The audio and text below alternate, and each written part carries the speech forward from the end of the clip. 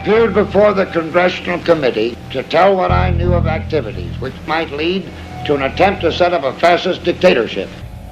The potential for the disastrous rise of misplaced power exists and will persist. The very word secrecy is repugnant in a free and open society. And we are, as a people, inherently and historically opposed to secret societies, to secret oaths, and to secret proceedings. President Bush signed a formal agreement that will end the United States as we know it. And he took the step without approval from either the U.S. Congress or the people of the United States. The secret organizations of the world power elite are no longer secret. It's known as the Bilderberg Group. Could their objective be world domination? I'm Jim Tucker. I've chased Bilderberg for 30 years. I'll never give up the chase. Bilderberg plan for the whole world is nothing less than world government. I'm not comfortable with that at all. Who elected these guys to run the planet? They are the elitists. They feel they should run the world for their own selfish interests. Now we can see a new world coming into view. A world in which there is the very real prospect of a new world order. Bilderberg is making great progress toward a world government, and only an educated, informed public can stop them in their tracks. David Rockefeller admits in his own memoirs that he wants to destroy the United States. He's a traitor! It's good to be back at the Council on Foreign Relations. As Pete mentioned, I've been a member for a long time and was actually a director for some period of time. I never mentioned that when I was campaigning for re-election back home in Wyoming. Let us never tolerate outrageous conspiracy theories.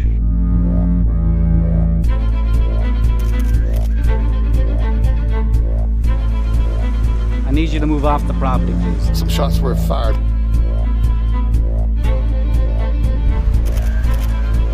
There's Bilderbergers right there. The Trans-Texas Corridor is a vital part because we stop here in Texas. We stop the new world order right here in Texas. This thing started here. And to save this country, we kill this damn thing here.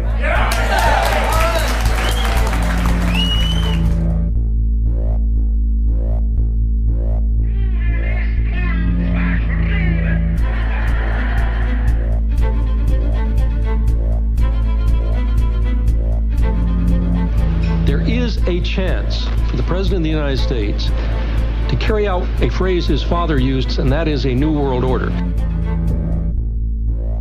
Your new world order will fall. Humanity will defeat you. The answer to 1984 is 1776.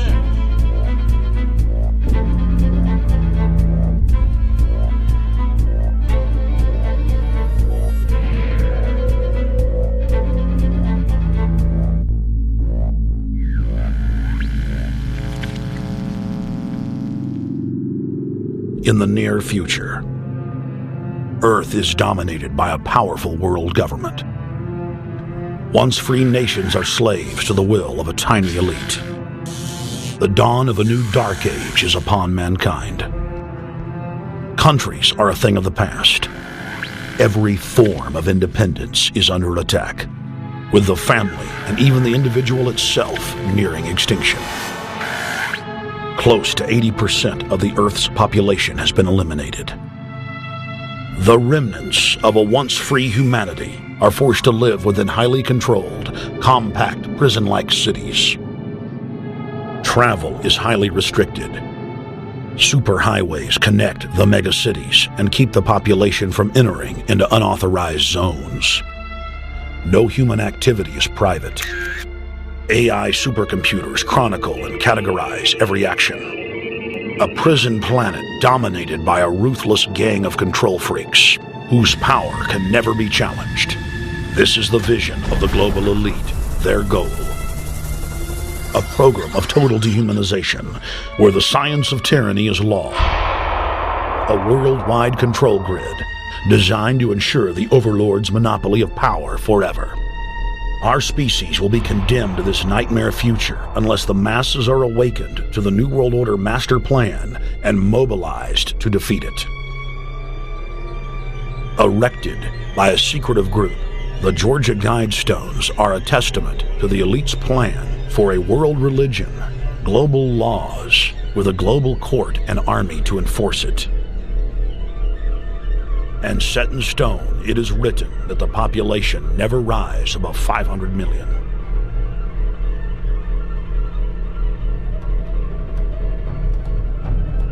In this film, you will learn how our world is truly governed.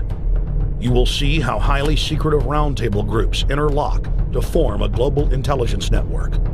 This group has been steering planetary affairs for hundreds of years. Now, in the final stage, they prepare for open world government.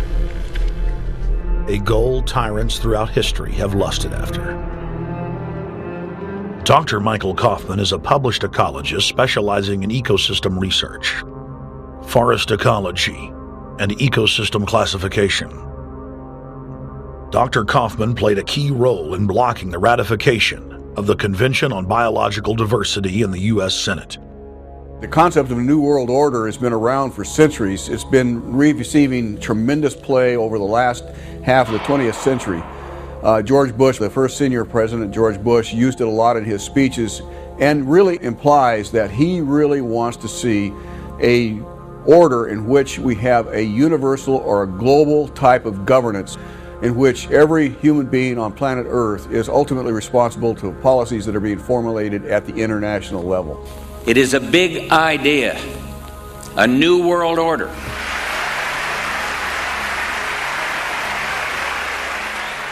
President Bush said that the New World Order was in tune, and that's what they were working for. The UN is part of that government. They're working right now very significantly for a North American Union. That's why there's a lot of people in Washington that don't care too much about our borders. They have a philosophical belief that national sovereignty is not important. It's also the reason I have made very strong suggestion that we need not be in the United Nations for our national security. It's really always the same. You go back throughout all of history, the Roman Empire, the Soviet Union, Hitler during the Nazism was always saying that it's going to create the utopia for the average person, when in fact, history always shows that it does exactly the opposite. Conquest and empire is as old as civilization. Babylon, Egypt, and Greece. They all built empires in an attempt to rule the world. The Roman system at its peak dominated the known world. Complex governmental systems were developed to control diverse populations. During the period between the 15th and 19th century, new empires emerged and again waged war for supremacy. The nobility, as well as the thriving merchant class, were financed by a handful of private banks. Many of the great money houses would hedge their bets and finance both sides of a war. Sophisticated intelligence-gathering networks gave the financiers a clear edge over the governments they were slowly gaining control of. On the 18th of June, 1815, agents of the British arm of the Rothschild family looked on as Emperor Napoleon Bonaparte fought desperately to save his army from the jaws of a British-Prussian pincer attack. A Rothschild agent was able to get the news of Napoleon's defeat at the hands of Lord Wellington to Nathan Rothschild, a full 20 hours before the news reached London. Nathan, the head of the British arm of the Rothschild family, put out the rumor to the London Stock Exchange that Napoleon had won the war. Stocks plunged by 98%, and Rothschild was then able to buy up the entire British economy for pennies on the pound. When the news of Napoleon's defeat finally arrived, stocks soared. Britain was now the undisputed ruler of Europe, and Rothschild ruled England. The already dominant British Empire grew even more aggressive. Her troops and bureaucracy spread across the globe. The sun never set on Britannia's holdings. The banking cartel funded, in fact, since about 1800, they have funded both sides of almost every war. And of course, they're getting the interest off of the loans that they've given the various governments and the wars that they have actually helped stimulate and create. By 1900, Germany was a rising force and a leader of the Industrial Revolution. World War I, for instance, there was absolutely no reason to have World War I, except that it was an ideal opportunity for the banking cartel to make a pile of money by funding both sides of that particular war. On June 28, 1914, the heir to the Austrian-Hungarian throne, Archduke Franz Ferdinand, was assassinated while traveling in a motorcade.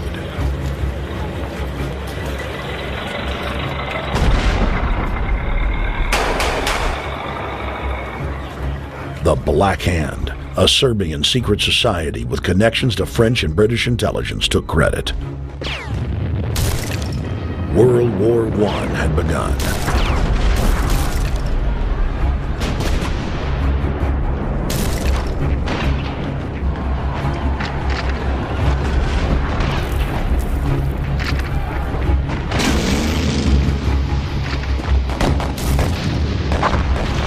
Armaments companies financed by Rothschild-controlled banks in Germany, France, England, and Austria bankrolled all the factions.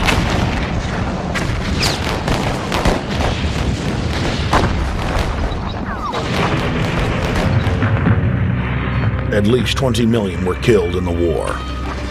It was a conflict so terrible the people vowed to never fight again.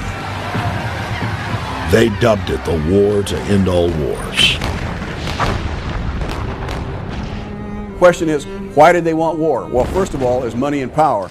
But secondly, they wanted to create the League of Nations. They had this in their plans all along, and as a consequence, once the war was over or about to be over, they began to formulate this idea of a League of Nations, so this would never ever happen again. Hundreds of years of practice made the British experts at hiding their empire behind puppet governments and councils. In the name of stopping all future conflicts, they proposed that countries would join a League of Nations. Their true intention was for the League to serve as a framework for world government. President Woodrow Wilson, who had spearheaded the establishment of the private Federal Reserve System in the United States in 1913, strongly supported the establishment of the League of Nations. Woodrow Wilson was a very naive president. He was basically a college professor that was grafted into this whole system. The League convened in Paris in 1919, but many nations recognized it as a threat to their sovereignty and refused to join. Frustrated by the U.S. Congress blocking the League of Nations, British intelligence, with the help of the Rockefeller family, set up the Council on Foreign Relations in New York City in 1921. The Council recruited the best and brightest of American life to support the growth of the Anglo-American Empire. The CFR's stated mission is to abolish all nation-states in favor of an all-powerful world government administered by a tiny elite. By 1930, the promoters of world government had split into two interlocking camps: the Fabian Socialists centered in London, and the Fascists based in Italy and Germany. National Socialism will use its own revolution for establishing a new world order. Adolf Hitler. Supporters of the fascists in the United States and England believed that the military should be used to quickly transform the world into a new world order. All the more sophisticated practitioners of globalism stated that incrementalism was the sure path to world domination. Congressional Medal of Honor winner Major General Smedley Butler went public in 1934, exposing an attempt by the robber barons to launch a military overthrow of the United States. The war hero testified to the McCormick-Dickstein Committee in Congress that some of the most powerful men in America had tried to recruit him to lead a military coup so they could set up National Socialism in the United States.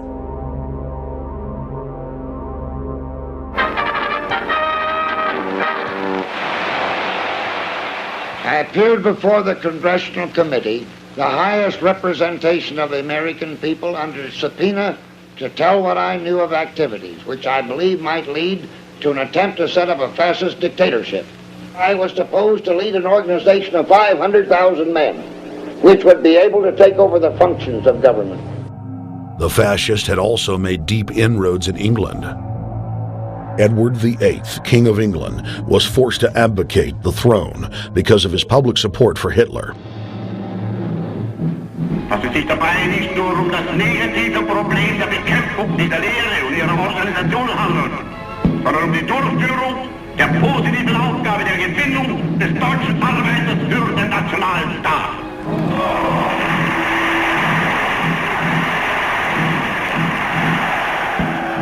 Though the German-led fascist camp was strong, the Fabian Socialist Bloc was able to maintain control of the U.S., Russia, and England.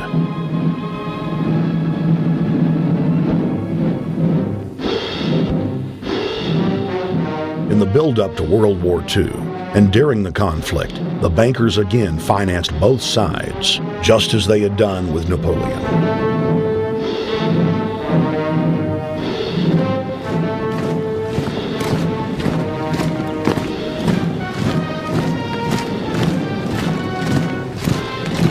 With the rise and fall of the Third Reich, Europe lay in ruins.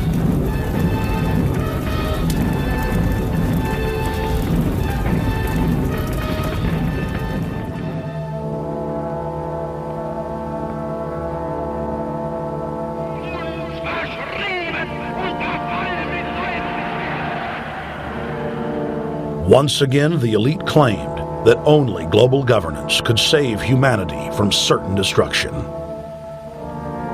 And this time, the elite would succeed in setting up their world body.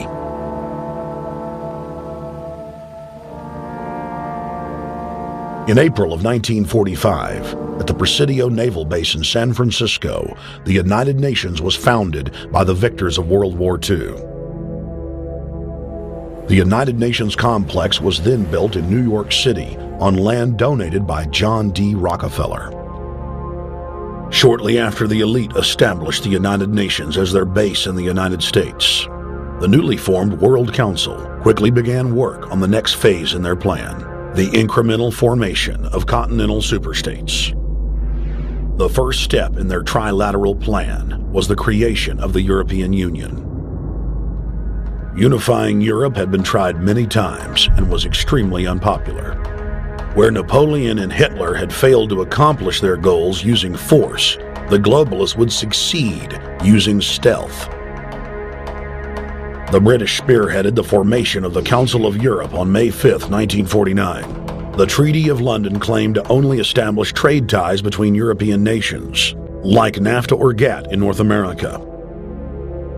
Its true intention was the formation of a European superstate.